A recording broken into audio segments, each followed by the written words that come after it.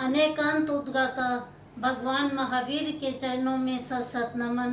परम पूज्य आचार्य श्री महासमण जी के चरणों में भाव भरा वंदन। आप सभी से सादर जय जिनेन्द्र। आपने सुना था कि सती नांगला भावदेव को दीक्षा की आज्ञा दे देती है। कहती है कि मैं सत्य और शील पर अपने जीवन को खपा लूँगी, त्याग तपस्या करूँगी। आप मेरी चिंता न करें, मेरे स्वार्थ में न फंसे, आप जाएं और दीक्षा लें।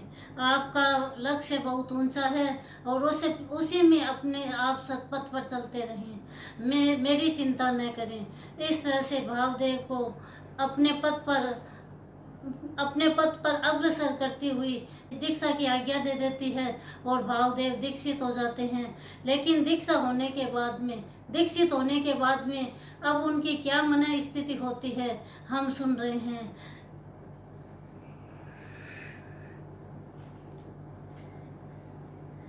मुनि बन गए वो आज्ञा पाकर, बड़े बंधव के पास, पर चंचल मन दिया न साथ, पर चंचल मन दिया न साथ। विषय वासना हावी हो गई, भावुकता बस काम, पर चंचल मन दिया न साथ, पर चंचल मन दिया न साथ। यादें उभरी एक एक कर, ताला लग गया मुझे विवेक पर। भावुकता बस छोड़ी मैंने, ध्यान न दिया नांगला ऊपर। हा अनर्थ किया ये सारा, धोखा दिया साक्षात, कैसे बन पाए फिर बात, कैसे बन पाए फिर बात। भूल हो गई मुझसे भारी, छोड़ी कैसे अब ला नारी।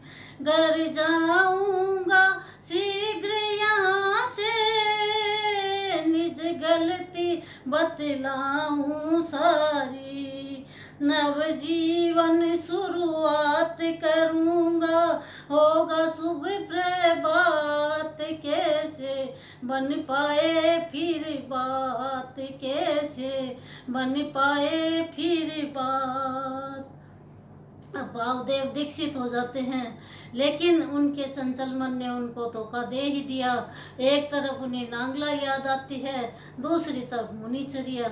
अब उनका मन लगता नहीं है, क्या करें। एक तरफ उनका भाई आचार्य पद पर, अगर जाए तो उनकी पद पर प्रतिष्ठा लगती है, और न जाए तो उन्हें विषय वासना उन पर हावी हो गई। सोचते हैं कि मैंने भावुकतावश कैसे कर दिया, मेरे कान का डोडा भी नहीं खुले, उससे पहले मैं अपला को छोड़ के आ गया। क्या मेरे लिए उचित था करना। इस तरह वो पश्चाताप भी करते हैं, दूसरी तरफ भाई का भी ध्यान कर देते हैं। इस तरह से करते करते उनको दुविधा में फंस गए। करते करते 12 वर्ष बीत जाते हैं। अब वो लाज शर्म से कह नहीं पाए, त्रिशंकु सा जीवन बिताए। 12 वर्ष फंसे दुविधा में, बड़े बंधव अब स्वर्ग सिधारे।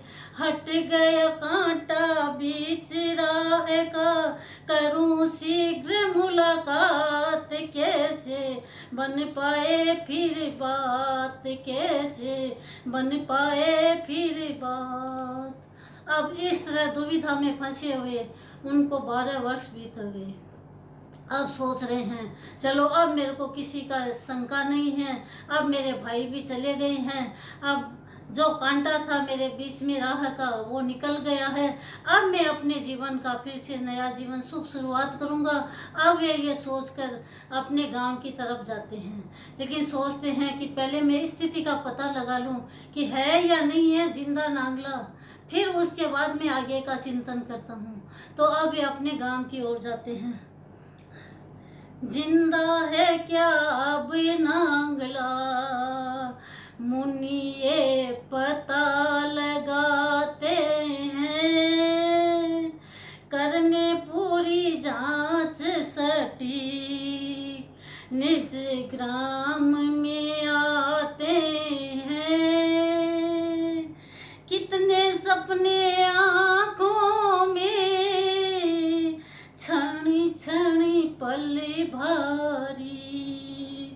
जल्दी पहुँचूं घर अपने, मिट जाए उलझन सारी, बेचैनी का पार नहीं, बात दिल की छुपाते हैं, करने पूरी जांच सटीक, निज ग्राम में आते हैं।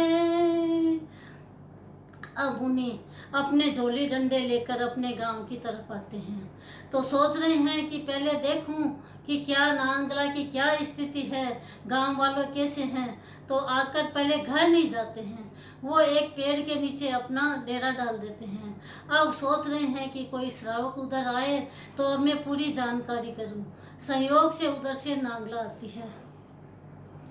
आई नांगला गट भरने, मुनिवर को पहचान लिया, विचलित मन संयम से दिल के अरमा जान लिया, कैसे सुधरे काम यहाँ, इन्हें सबक सिखाना है, करने पूरी जांच सटीक, निज ग्राम में आते हैं।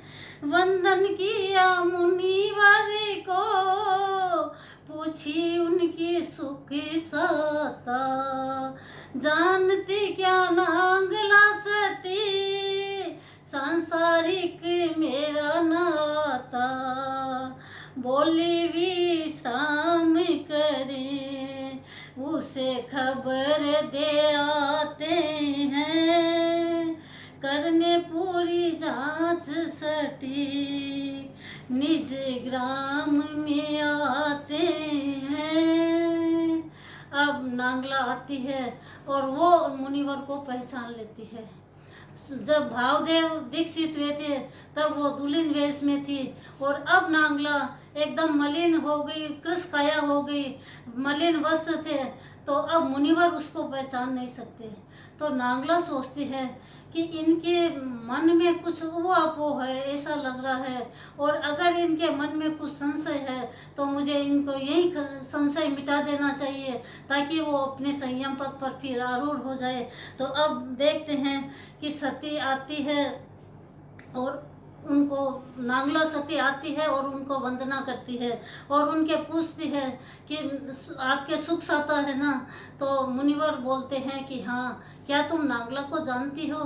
तो वो बोलती है मैं जानती हूँ, मैं उसको खबर दे के आती हूँ, आप यहाँ विश्राम करें। अब वो जाके आएगी और क्या सबक सिखाएगी ये हम आगे देखेंगे। ओम आरम।